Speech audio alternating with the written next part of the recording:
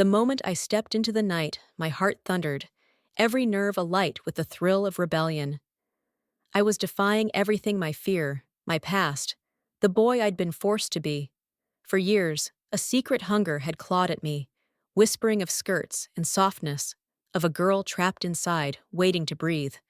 Tonight, she won.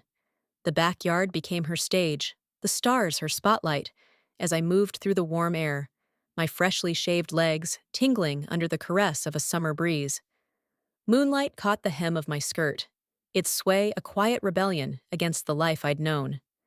My hair, unbound and dancing, framed a face made bold with makeup, its scent sharp and intoxicating, the lipstick's waxy tang a forbidden delight. The breast forms pulled at my blouse, their weight anchoring me in a truth I'd only dreamed of. Each click of my heels on the patio was a pulse, a declaration, a vow that for this hour I was her. Alive, electric, I savored every sensation, the rustle of fabric, the cool night air, the mirror of my own daring reflected in the darkness. But as midnight chimed, the spell broke. I crept back to my room, stripping away the girl I'd unleashed. The shower erased the makeup, my clothes disappeared into the locked trunk, and the mirror sneered back a boy I despised. That hour of freedom had burned brighter than years of his existence, and the longing to reclaim it seared through me, even as terror whispered to stay hidden. Life trudged on, unremarkable, until the invitation arrived just before my birthday. It was for the Maidens Ball, the city's annual spectacle hosted by the Parks and Recreation Department, where boys from early to late teens transformed into maidens for a week-long competition. No girls allowed, just boys, draped in dresses, competing for the title. I'd always sidestepped it, terrified someone would see through me, would know how much I loved it. At school, plenty of guys had done it 10, maybe more. Some even stretched the dress up beyond the required week, a few lingering in skirts for days after, unbothered by the whispers. But me, the thought of being found out paralyzed me. As I held the cream-colored envelope, that old instinct to deny myself surged, my fingers twitching toward the trash can. Then the front door swung open, and Mom's voice cut through my hesitation like a blade. "Look at that! You got the invitation!" she said, her eyes gleaming with a knowing spark. "By the time I'm done with you, you'll be the belle of the ball." I blinked, caught off guard. Me? Dress as a girl? The words stumbled out, weak and unconvincing. Mom's smile widened, warm but unrelenting. "Oh, please. We both know you've been slipping into dresses for years, hiding that girl you're so desperate to be. It's time we let her out, don't you think?" No more secrets. Starting Monday, you're a maiden, and we've got tonight and the whole weekend to build you a wardrobe that'll turn heads. Stay put, I'm grabbing my measuring tape. Her words hit like a thunderclap. She knew. Despite my meticulous efforts to cover my tracks, the locked trunk, the late-night changes she'd seen through me. My mind raced, torn between panic and a strange, quiet relief. Part of me wanted to dig in my heels, to say no and retreat to the safety of secrecy. But another part, the one that had danced under the stars, couldn't resist the promise of more clothes, more moments, more of her. Mom's tone left no room for argument, and as I sat there, waiting for her to return with her list of essentials, I realized I was already stepping into something bigger than myself. She bustled back, all business, rattling off items I'd need: dresses, shoes, makeup, the works, and before I could catch my breath, she was ushering me to the car. "Let's go," she said, her voice brimming with purpose. "It's time to find the perfect look for a brand new maiden."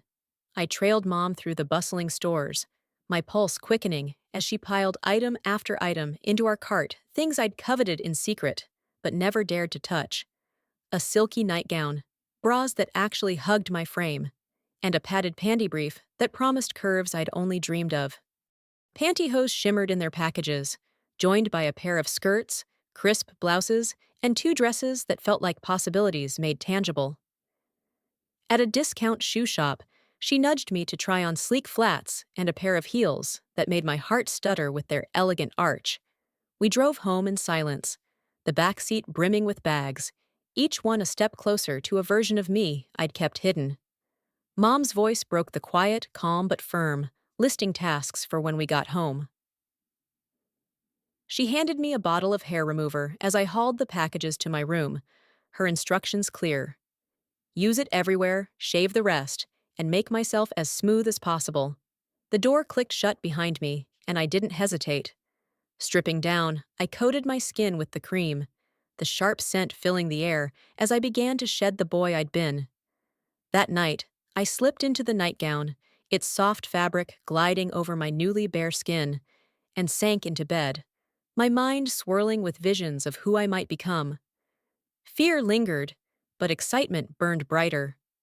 Morning came, and I padded to breakfast, still wrapped in the nightgown, my skin prickling under Mom's steady gaze. She said nothing about my appearance, only that once the dishes were done, we'd transform me into, as she put it, a beauty to outshine every maiden before. In my room, the air grew heavy as I faced the prospect of standing bare before her, a vulnerability I hadn't felt since childhood. Her expectant stare didn't waver, and with a shaky breath, I let the nightgown fall and stepped into the panties she handed me.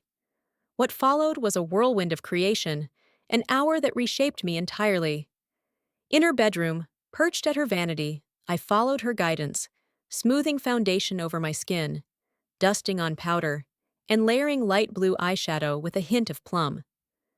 Brown eyeliner traced my upper lids, a soft blue pencil accentuated the lower, and mascara lengthened my lashes until my eyes seemed to hold secrets.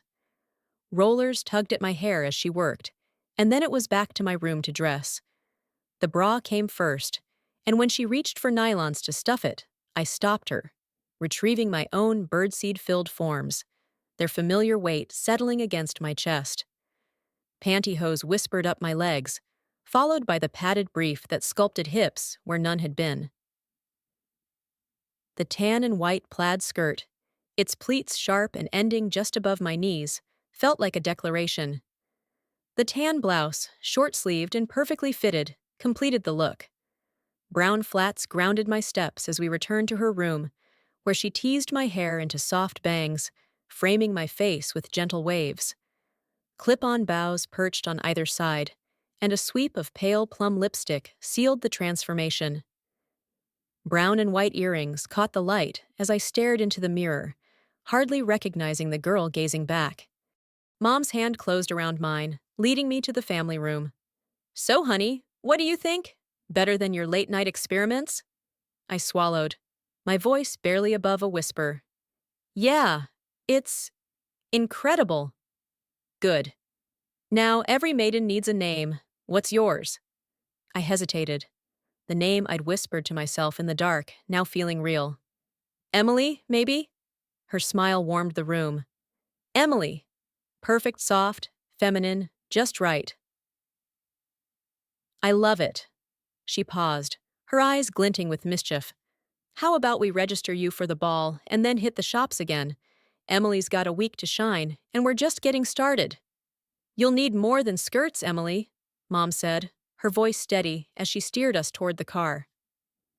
"You're living as a girl from now until the ball, and if you win, you'll need a proper gown for appearances throughout the year. Being there in person means we'll find the perfect fit and the color that makes you glow." My throat tightened, words failing me as excitement and dread tangled in my chest. She pressed a small tan purse into my hands, instructing me to tuck my essentials inside, then disappeared to get ready. 20 minutes later, we were on the road, headed to the registration office for the Maidens Ball. As we pulled up, I spotted two others boys like me, their skirts swishing, blouses crisp, striding into the building with a confidence I envied. Inside, I registered as Emily, my new name feeling like a key to a locked door. The form captured my age and address, but a nurse's quick check confirmed I was, indeed, a boy. Apparently, girls had tried sneaking in before, so now they verified everyone. Mom had planned a shopping spree, but with dinner time looming, we headed home instead, her promise of a morning trip to the mall hanging in the air. That night, alone in my room, I dove into the bags from our earlier haul. Slipping into a bra that actually fit, I nestled my homemade breast forms into the A cup, a vast improvement over Mom's old B cup I'd borrowed. The mirror showed a girl taking shape, and as I slid into the nightgown, the soft fabric against my skin sent a thrill through me. Sleep eluded me, my mind buzzing with anticipation. Morning brought the now familiar ritual: foundation, powder, eyeshadow, and mascara, each step molding me into Emily. I paired the same plaid skirt with a white blouse and tan flats, feeling more at ease with every glance in the mirror. At the mall, Mom took charge, listing essentials lingerie, shoes, dresses, plus extras she coyly called things you might want later. I knew she meant for the times I'd dress up after the pageant, when the world expected me to be a boy again. That old heavy dread, the one that had convinced me being a boy wasn't so bad, had dissolved, replaced by the electric certainty that, for now, I could live as Emily every day. But fear lingered, irrational yet sharp. What if I looked too good, so convincing no one believed I was a boy? Or worse, what if they saw right through me, a boy in a dress, and judged me for it? Either way, every step deeper into this world pulled me toward a path I wasn't sure I could leave. That bleakness, the boy I'd been, lurked in the shadows, waiting for me to slip back. Yet at the mall, as Mom handed me delicate bras and sleek heels, as she asked my opinion on dresses, I felt like a girl, not a pretender, but the real thing. By the time we paused for lunch, I was chatting easily, laughing about what the other girls wore to school, nudging Mom to let me choose a skirt I loved. A tide of femininity had swept me up, and I rode it gleefully. In the lingerie section, I gravitated toward a push-up bra, its promise of curves thrilling me, while Mom added two plain white ones to the pile. I eyed silky panties, satin, nylon, anything that felt luxurious, but Mom, ever practical, steered me toward soft cotton. Each choice, each moment, wove Emily more tightly into existence, and I didn't want it to end. I pleaded for short skirts, the kind that flirted with the tops of my thighs, but Mom held firm, settling on lengths just above my knees. I pushed for low-cut tops, imagining necklines that dared, but she shut that down too, insisting girls my age kept it modest.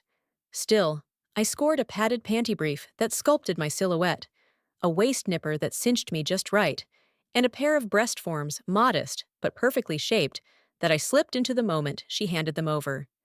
New cosmetics, chosen to complement my skin tone, joined the haul, and before I could process it all, Mom had my ears pierced, the sharp sting giving way to the weight of small silver studs. She'd gone all in, crafting Emily into someone who could pass effortlessly, and I couldn't help but wonder why. She'd never breathed a word about my secret before, though the Maidens Ball had always been on her radar. Why now? Why not years ago? The question burned, but I didn't ask, too swept up in the joy of owning clothes that fit mine, not hers, and wearing them without shame. Then, as we navigated the mall's crowded aisles, Mom's voice cut through, sharp and serious. Now that you've got the right wardrobe, I don't want to hear about you sneaking out at night like some streetwalker. Am I clear? You weren't as sly as you thought, Emily. Mrs. Jenkins saw you multiple times, she said, wandering the neighborhood after dark, always dressed as a girl. Now you can come and go freely, but you'll do it properly as a girl. Though, I suspect that doesn't bother you much, does it? I opened my mouth, but no words came. She waved off my silence. Don't bother. I know how you feel. What I don't know is, can you walk away from this when the pageant's over? Her question hit like a punch. I sank onto a nearby bench, bags pooling at my feet, and she settled beside me, her eyes searching for the truth. I wanted to spill everything, to confess the longing that consumed me, but the words tangled, heavy with fear of sounding weak. Only one escaped, small and raw. No. Mom's expression softened, but her resolve didn't waver. If that's how it is, then we'll do everything to make this real for you. Come on, young lady. Your wish is about to come true. What does that mean? I asked, my voice unsteady. It means we're headed to the beauty shop, she said, her tone leaving no room for argument. I'm getting your hairstyle to suit you, something low maintenance so you're not fussing with it every day. And maybe, if they think it's needed, we'll thin your eyebrows a bit. A perm? I blurted, panic rising. You want me to get a perm? Not a tight one, just enough to make your life easier. Why? You're not backing out, are you? It's so permanent, I stammered. I'd have to shave my head to undo it. But you just said you want to be a girl, she countered, her gaze steady. Have you changed your mind? No, but, I faltered, grasping for excuses. A perm? She nodded, unwavering, and I caved, telling myself I could blame it on her if anyone asked. I'd say it was her idea, that I'd let it grow out, that dressing to match my hair was just easier. The lie felt flimsy, but I clung to it as we stepped into the beauty shop, a place I'd only dreamed of. Women in pink, green, and blue smocks filled the space, their heads bristling with curlers, chatting as stylists worked their magic. Mom conferred with the receptionist, and soon an older woman with kind eyes led me to a chair. First time, honey? She asked. I nodded, and she patted my shoulder. Your mom said to make you beautiful. Let's get started. My hair was washed, trimmed, and dyed a soft chestnut, then wound into curlers. Under the dryer, my nails were shaped into gentle curves and painted a delicate plum, each stroke pulling me deeper into Emily's world, where I wasn't just pretending I was becoming. A young woman approached, her hands steady as she smeared a thick yellow paste onto my arms with a wooden paddle.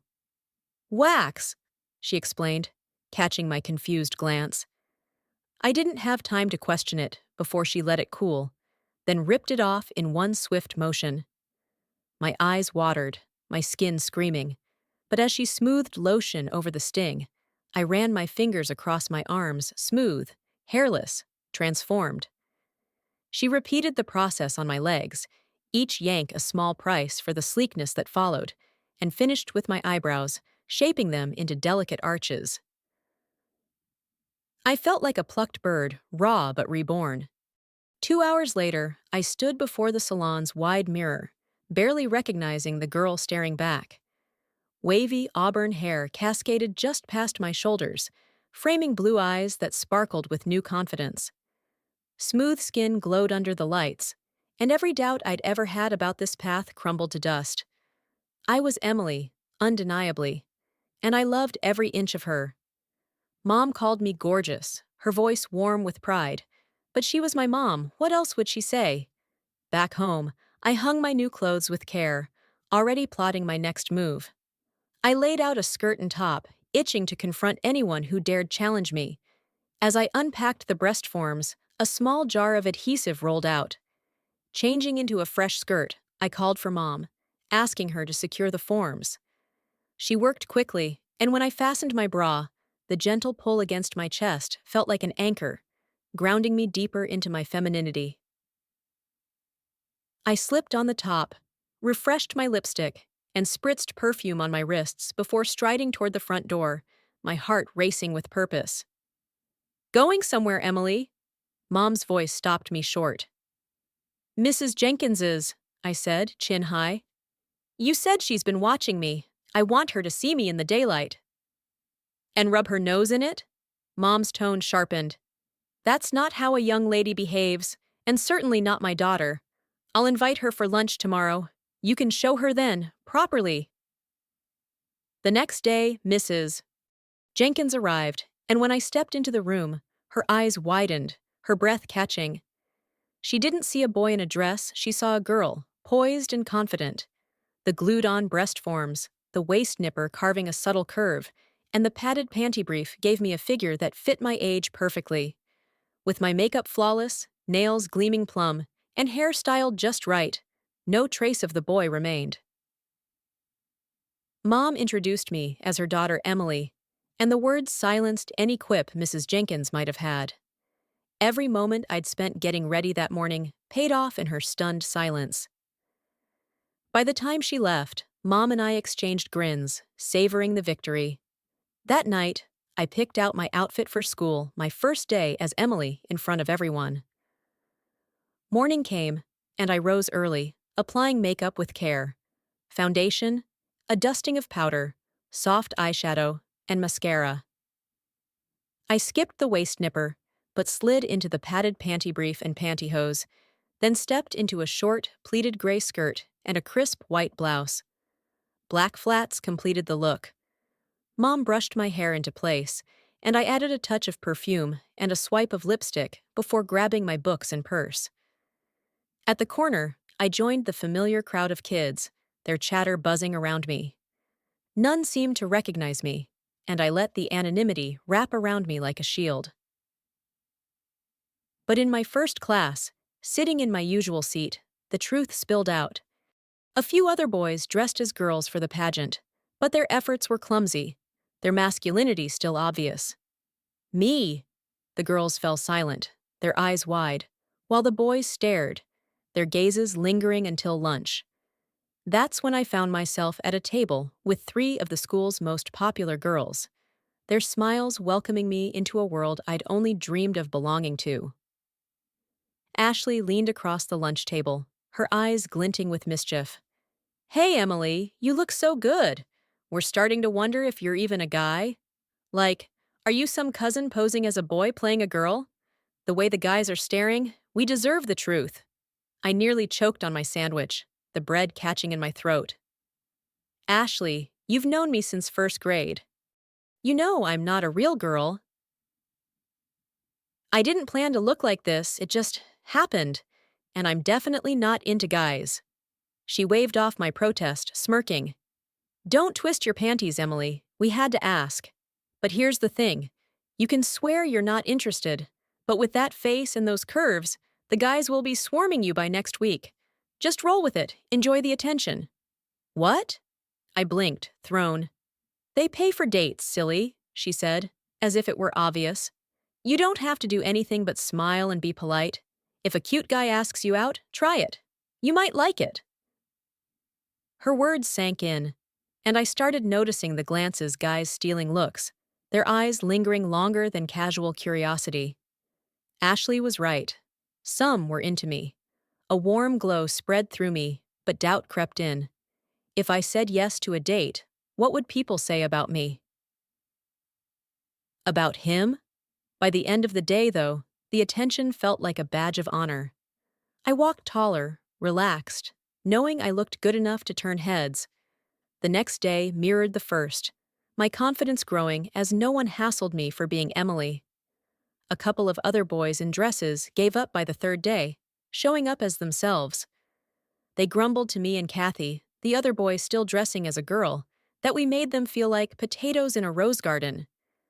Kathy didn't look half bad, but her boyish stride and lack of feminine grace set her apart. We barely spoke.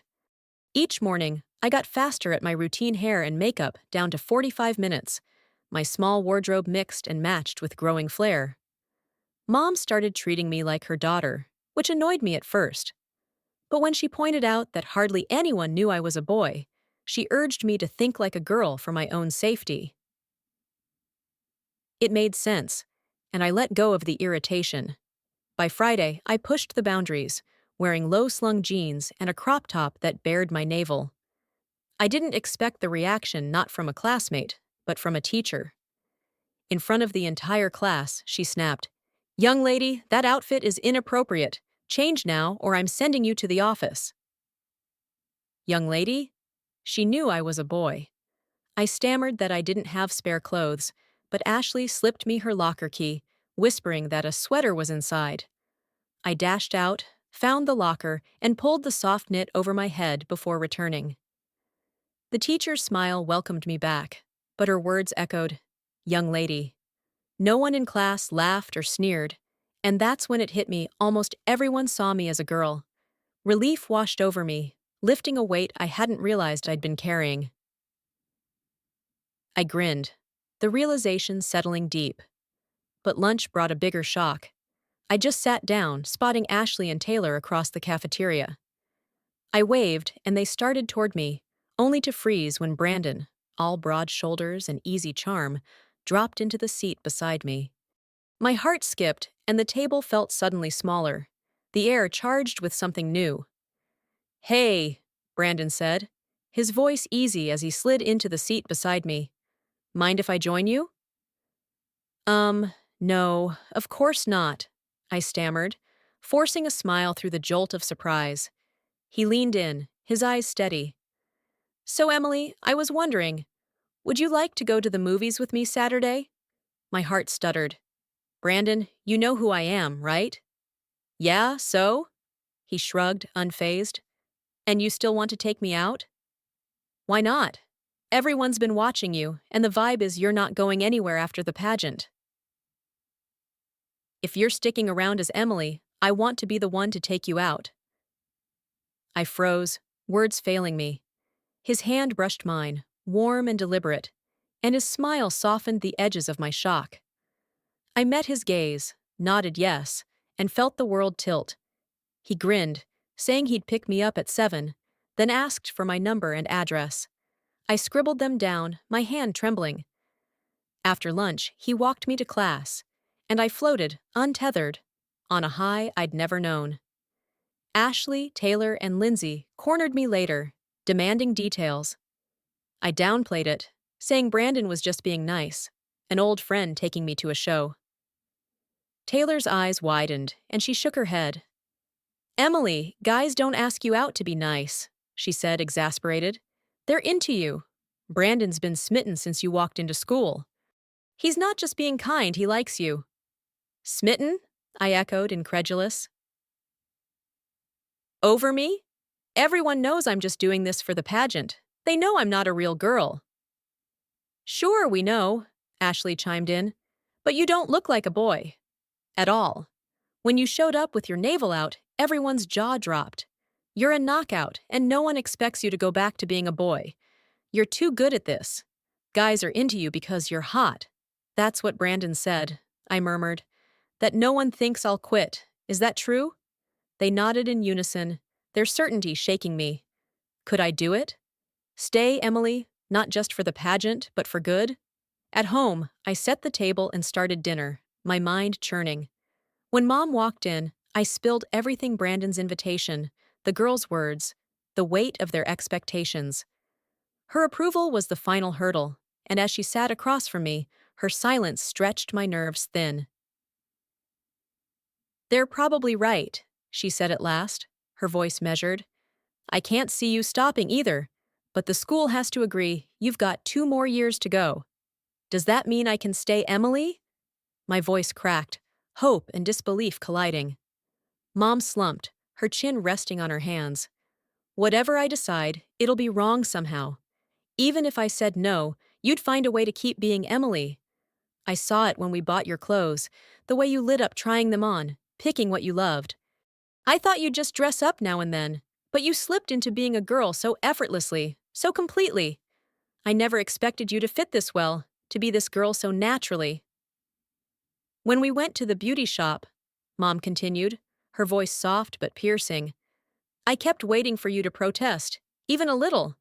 If you had, I would have stopped them, pulled back on the perms, the waxing, all of it. But you dove in, fearless, embracing every step.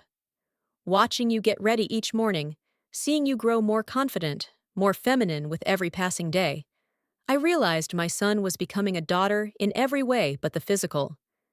Then today, that outfit, those jeans, that crop top, I was stunned at how fully you've become Emily. I don't think I could stop you even if I tried, could I?" The words slipped out before I could think. "I'll stop right now if you want, Mom." She smiled, gentle but knowing. "Thank you, sweetheart. But we both know you can't, don't we?" "I could try." My voice wavered, unconvincing. "And you'd struggle, Emily." She straightened, her gaze shifting to curiosity. "Tell me about Brandon." I spilled the details of his invitation, and after a moment's thought, She gave her blessing for my first date. I helped with the dishes, then retreated to my room, diving into homework. For the first time, I signed each page with Emily, a small act of defiance. If I needed the school's approval to stay Emily, these signatures could prove they'd accepted me as a girl long before any debate. It was a shaky plan, but it felt right.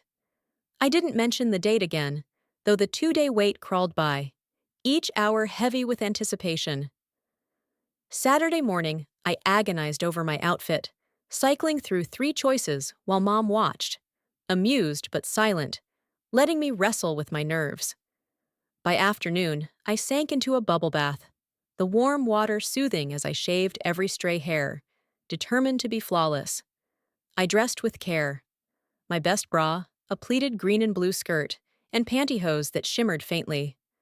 My makeup was my best yet smooth foundation, soft eyeshadow, a flick of eyeliner, and glossy lipstick.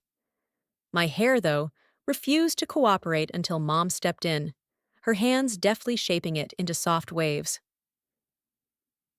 As I fidgeted, nervous about the date, she pressed a small gold ring into my palm, its narrow band crowned with a tiny opal. "This was mine in high school," she said. "Your father gave it to me. We always said it'd go to our oldest daughter. That's you, Emily." I slid it onto my finger, my throat tight, and hugged her fiercely. "Just be a good girl tonight," she said. Trying to lighten the moment, I grinned. "How could I be anything else, Mom?"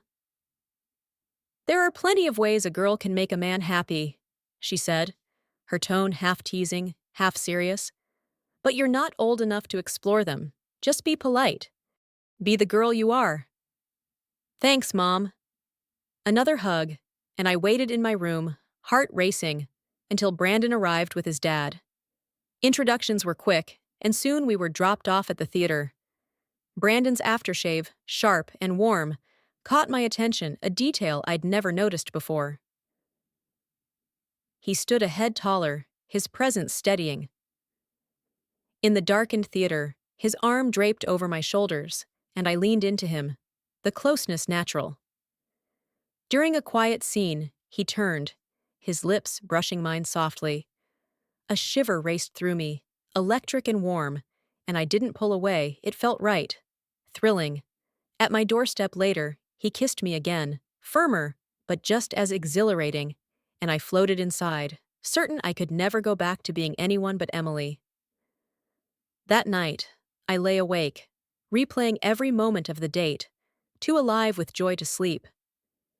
No one batted an eye when I turned in my assignment signed Emily, and I threw myself into being the best girl I could be, every step deliberate, every smile practiced. Ashley, Lindsay, and Taylor pressed for details about my date with Brandon, but I kept it vague, saying only that I'd had fun. The kisses soft, then firm, felt too private to share, a secret that sparked warmth in my chest. Word spread that Brandon and I had gone out, but no one treated it like a scandal. When he started walking me to every class, his presence steady at my side, whispers followed, labeling us a couple sort of. I didn't correct them, letting the idea settle, strange but thrilling. Time blurred, and soon the pageant was weeks away. Mom announced it was time to find a gown, and I followed her lead, clueless about the process, but trusting her judgment, especially since she was footing the bill. Her first insistence was a corselet, a term I'd never heard. In the store's dressing room, she pulled one from the rack, and I slipped it on, the sleek white fabric hugging my torso. It looked daring, even sexy, until she tugged the laces tight. My breath caught, the pressure reshaping me into something new, an instrument of beauty that bordered on torture. When she declared it tight enough, I glanced in the mirror. My waist, already slim, now tapered to a striking 24 inches, my breasts lifted high, filling the built-in cups to their limit. Mom nodded approval, said white was perfect, and when I moved to take it off, she snapped off the tags. "Keep it on," she said, handing me white satin high-cut panties to complete the set. The gown we chose wasn't a prom dress, but a bridal gown off the shoulder, white satin brocade with delicate Irish lace and a subtle train. Slipping into it, I felt femininity wrap around me like a second skin, and I never wanted to leave its embrace. We added white heels, a matching handbag, and pearl earrings framed in gold, then rounded out my wardrobe with jeans, blouses, skirts, and 2 more dresses. At home, I begged to try the gown again, and Mom indulged me, pinning it for minor alterations. Still in the corselet, I'd grown accustomed to its snug grip, loving the hourglass it carved. After she marked the gown and I slipped it off, we stood in silence, eyes locked, until she left the room. I threw on jeans and a top, then headed to Lindsay's, the closest of my trio of friends. On her porch, I gushed about the gown, describing its lace and shimmer until she interrupted with news. The city was adding a grand dance to the pageant's gala, the night the maiden would be crowned. "You asking Brandon to be your escort?"